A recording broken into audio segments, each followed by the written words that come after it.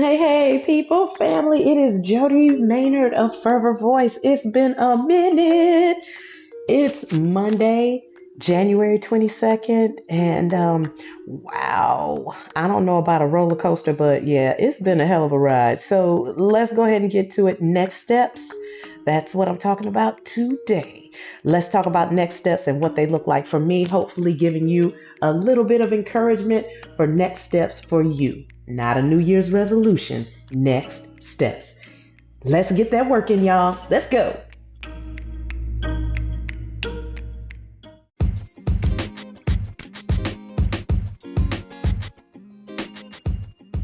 Hey, back with next steps. So let me just give you the backstory here.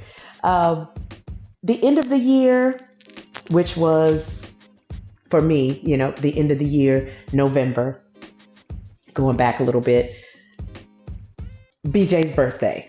So we did a small celebration for BJ, and I was very nervous about it, right? Because the year before, it just looked very different. So we did something for him this year in honor of his birthday.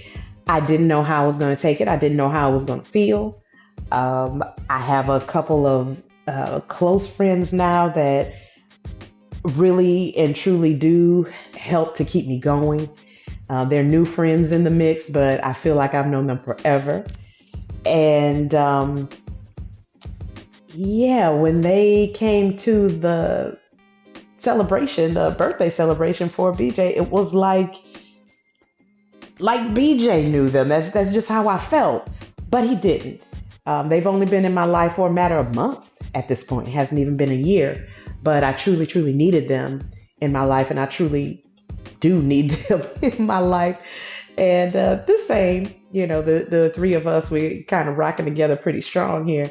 And for the first time in a long time, I was just happy. I wasn't feeling a little uncomfortable. I wasn't feeling like, oh, I hope I don't cry. I wasn't feeling like, oh, I hope I get through this. I was perfectly fine. I was at ease. I had an amazing time. And I have not felt that way in quite a while. I think it has to do with acceptance. And I think it has to do with growth. I think it has to do with recognizing that I have people around me who care. I have people around me who love me very much, and the warmth feels good. Um, I think with the grieving process, I think this podcast was a huge part of my grieving process, and it helped me to get along probably in a way that really isn't customary, because most of us like to grieve alone, kind of in the dark. I won't say most of us. I will say those that I have met like to grieve in the dark and just do things a little bit differently. And I did it somewhat publicly with the podcast, and I think it did help. I think that there were some rough days, and I talked about them, and I think it helped me a great deal because I'm a communicator. I like to talk about things. I like to get it out. And I think that worked in my favor. So after going through his birthday, I felt that, you know what? There's really no reason to feel like I need to do anything any particular way, traditionally or anything. Just the way I want to do it, the way my daughter, my husband, and I, the way we feel we need to do it or want to do it. We're very close, and we spend a lot of time, the three of us, talking together on the phone. And after going through or having experienced that birthday, that celebration for BJ, it really and truly felt like, you know what, we can do anything we want to. And we did. My daughter orchestrated a bit of a Christmas vacation for us. We pretty much piggybacked off her and had an amazing time. She felt differently about some things that went on there, but hey, it was a beautiful vacation, somewhere that I've never been before. And we were there a couple weeks. And I learned a lot while I was there. I learned that I had not exploded in laughter and joy in a long time. It was like times 10 from BJ's birthday. So New Year's generally, my husband and I, we always end up just kind of Happy New Year. Sometimes I'm asleep, sometimes I'm not. But lately here, it's just pretty much been Happy New Year, and that's about it. Sometimes we celebrate at a party, a little get together, but for the most part, we not out there in them streets on New Year's. But this year we were. And anybody that follows me on Instagram or knows where I am on Facebook or Instagram, I posted a video. I believe it was New Year's, maybe the day after New Year's. I'm not really sure. But there's a certain sense of laughter and joy that I didn't even know came out.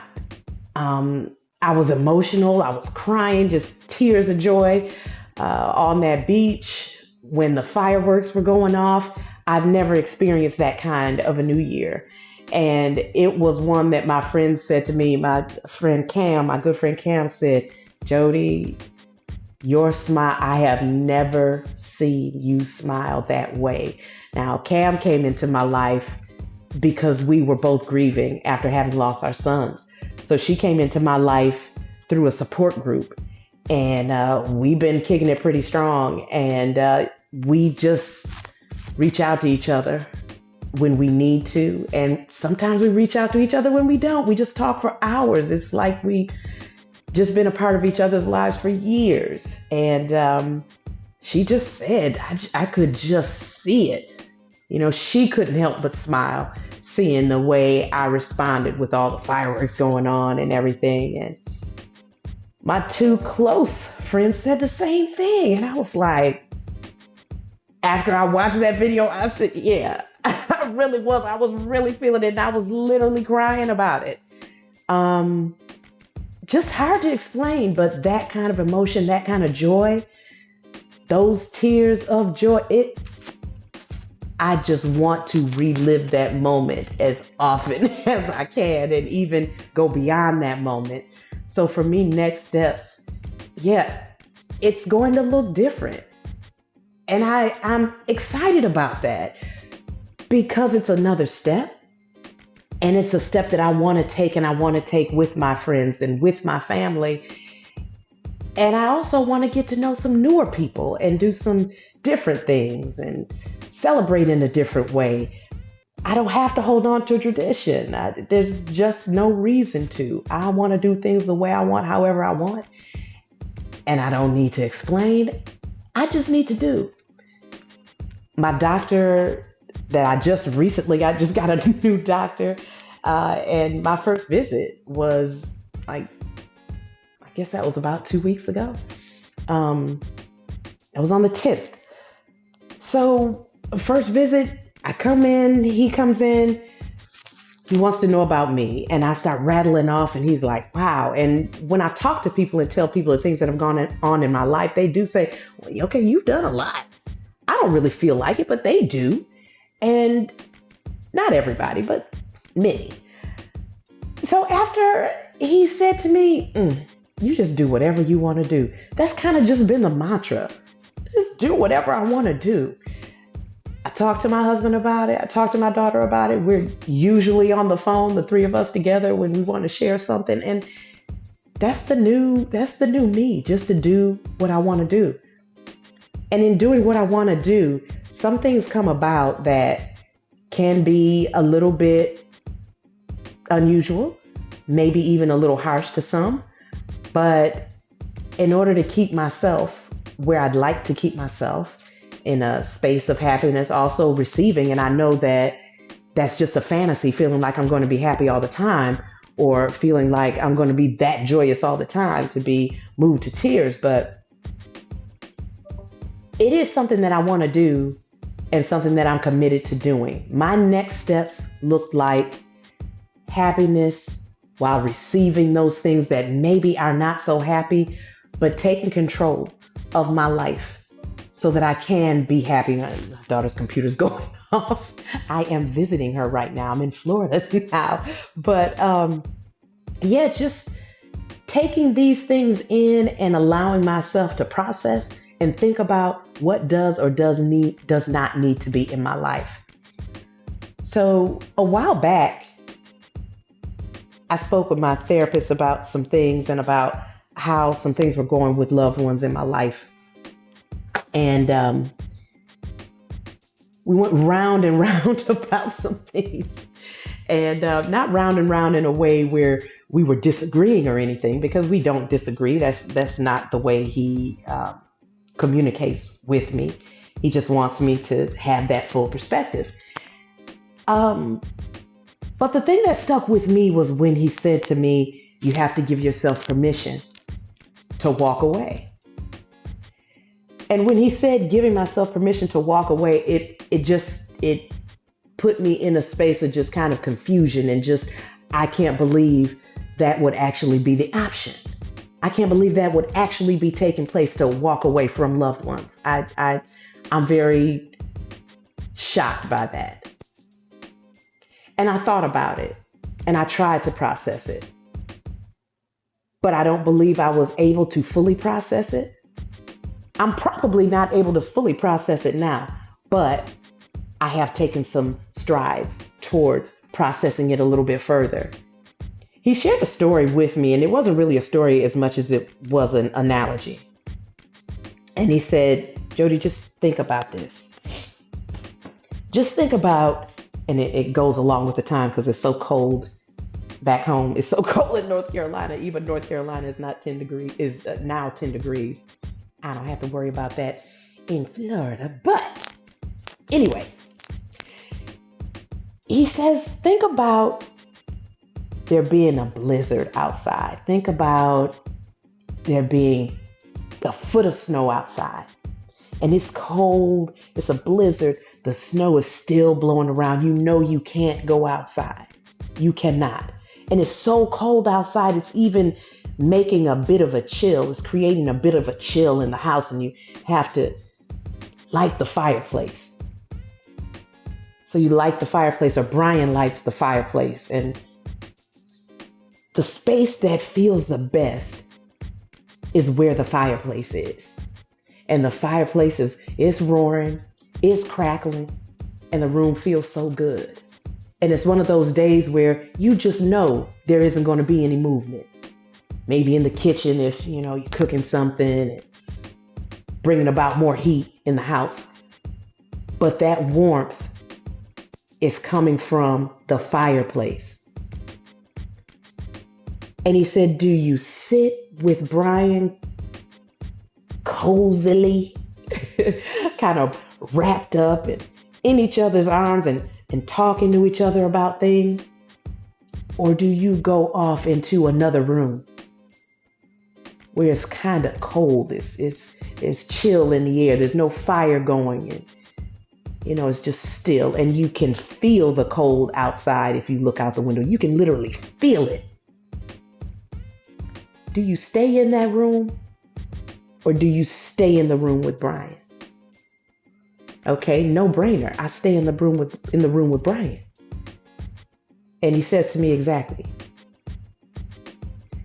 You stay where the warmth is. You focus on where you receive the warmth. You don't focus on where the cold is. You focus on what gives you comfort. And I thought about that for a long time. He said that to me over a year ago. And I'm processing in a different way now. Some things have kind of lifted a bit. I'm a little lighter now.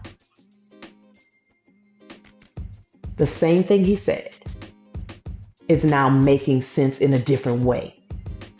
All this time passed. And it's that time. It's that time to walk away from some loved ones. So the other day, it's been about a week, sent this group text, and I was feeling so good this particular morning. Like, I've been feeling great since I got back from vacation. I've been feeling great.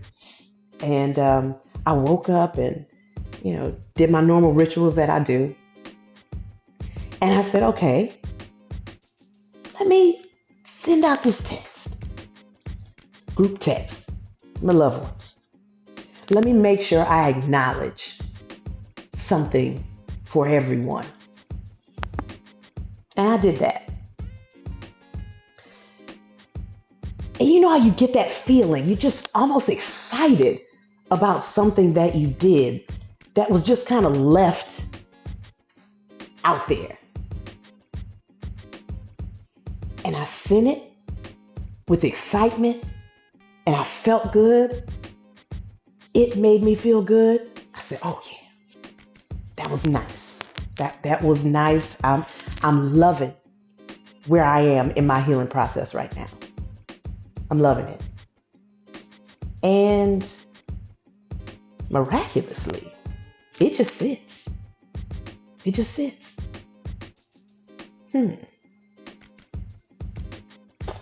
5 people. 5 people in that text. And it just sat. No one responded. No one gave a thumbs up, thumbs down, heart. Nothing. It just sat there. 6:30 a.m. Sent that off. I wanted that to be my first communication of the day. It just sat. And sat. Went out to breakfast with Cam, and we talked, we laughed and talked. We sat there for hours. Cam and I had breakfast for about 3.5, 4 hours. Because that's just how we do. And I glanced at my phone a couple times at that particular text. There was nothing. There was nothing.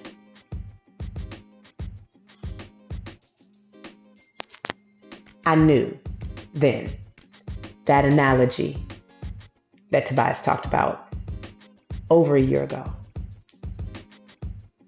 That's what it is. That's it right there.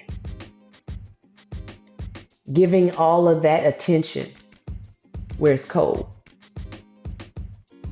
when I should be giving the attention and staying right there where it's warm. I'm not in the business of building fires. I'm not in the business of building fires. I will build one if I have to. But if I already have one, there's no need for me to travel around trying to force anything on anybody. And after that text just sat all day, there was one person that responded, and that was the youngest one of the group. Not only did the youngest, but the voice of coming from the voice of babes, like that's literally what pops in my head. Not only did the youngest person in that group respond first, he called. I just want to talk about this. Because this sat and sat. Like I saw it first thing in the morning. And I didn't feel like it was my place to say anything first. But after so long, I said, no, I'm not going to let this sit. That's the youngest person of the group that was willing to communicate and participate. So that tells me that in our older age, 50 plus, in our older ages, sometimes we get set in our ways. And sometimes we just refuse to hear a person out. Sometimes we refuse to receive a person. Sometimes we become so tribal, we won't make a move because of maybe what we've said out of the presence of someone when they weren't there, and maybe the conversations that have happened among a group of people and the things that were said. Maybe you can't look a certain way because of the things that were said. Maybe, I don't know. But I know that at a certain time, a certain point in your life, you should just be greater. You should just be better than that. And if you're not, okay. If you're not, okay.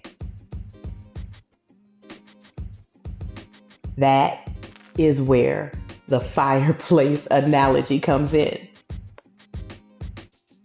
That's where my next steps come in. My next steps to say, you know what? It is what it is. Loved ones, even loved ones. Yeah, walking away. What does that mean?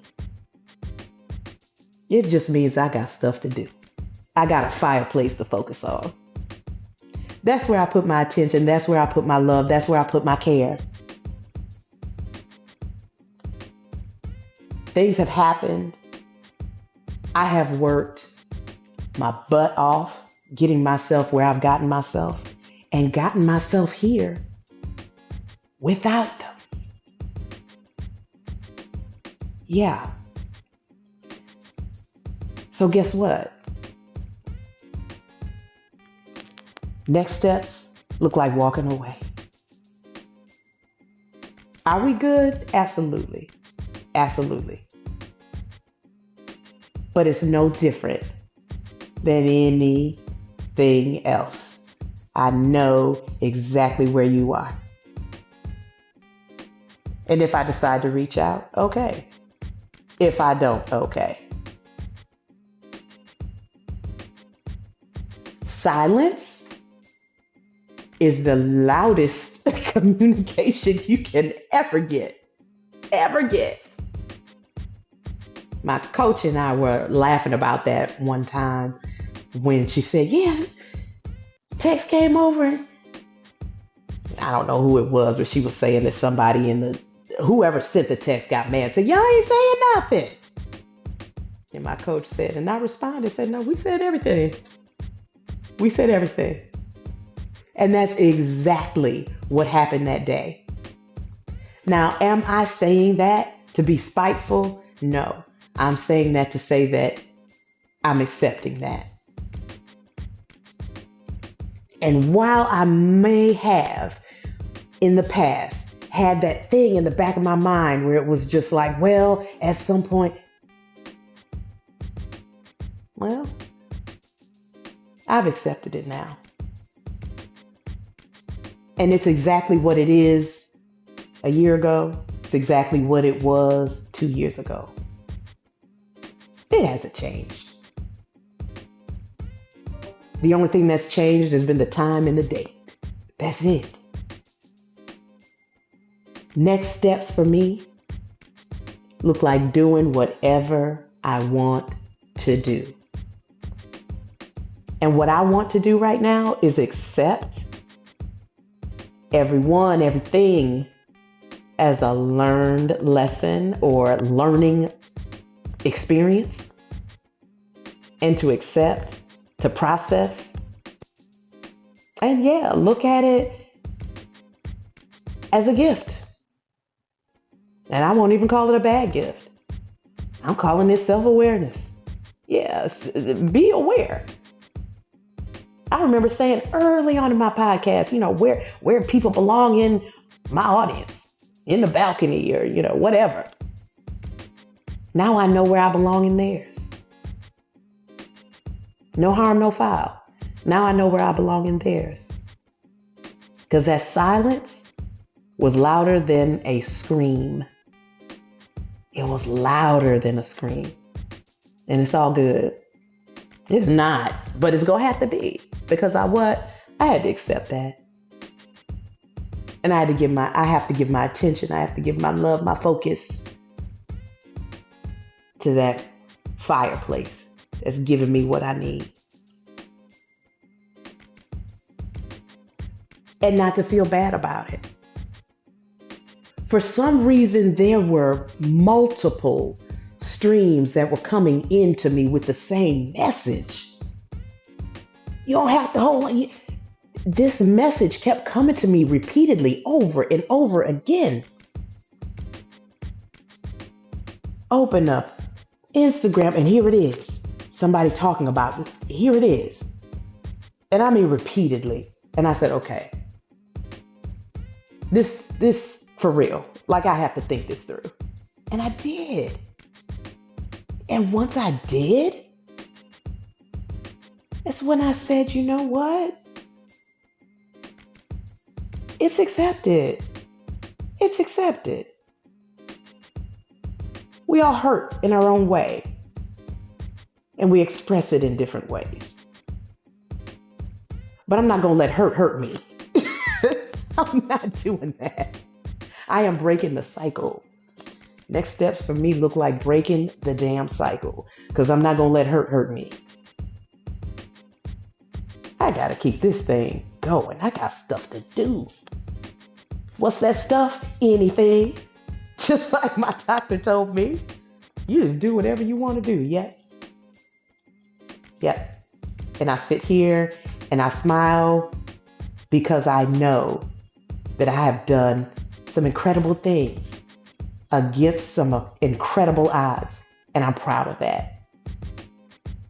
And I did it with the same folks that stand with me, stand behind me, the same ones. They're still rocking with me. They're still riding with me, the same ones. And they're going to help me do great things in the future. That I know. Because I'm going to do anything I want to do. So those are the next steps for me. Again, doing anything I want to do.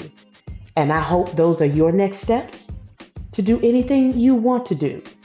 And not to limit yourself, not to slow yourself down, not to get bogged down in who's not treating you the way you want to be treated. Go do anything you want to do. I'm not talking about a resolution. They don't work for me. You know, I can't speak for anybody else. They don't work for me. So I don't do New Year's resolutions. But I am going to do whatever I want to do. I do next steps. I hope this message rings out loud and clear to you. To do whatever it is that you want to do. To not be bogged down by what you are not receiving. There are resources out there, books out there. I have a Twitch channel and I need to get to that. I have a Twitch channel where things like this are discussed. Like, it's time. It's time. Don't let these things, don't let these broken relationships bog you down. You're going to have to pull up. Like, you're going to have to pull up away. And do whatever you want to do. Just walk. Walk away. Walk away. And if ever there's a time that things are supposed to fix themselves, then they'll fix themselves when they're supposed to. Other than that, do whatever you want to do at the end of the day. Do whatever you want to do. That's the message. 28 minutes. Oh my goodness. That's a long time. That's a long time. I guess I had a lot to say, a lot more than I thought. I meant for this thing to be 20 minutes. Let me get up out of here. Do what you want to do. Make your next steps whatever you want to do. All right? Y'all be good. I'll see you next time to talk about martyr syndrome. I don't use that term much, but yeah, it's a thing. It's a thing. We'll talk next week. See y'all. It's Jody Maynard of Fervor Voice signing off. Y'all be good.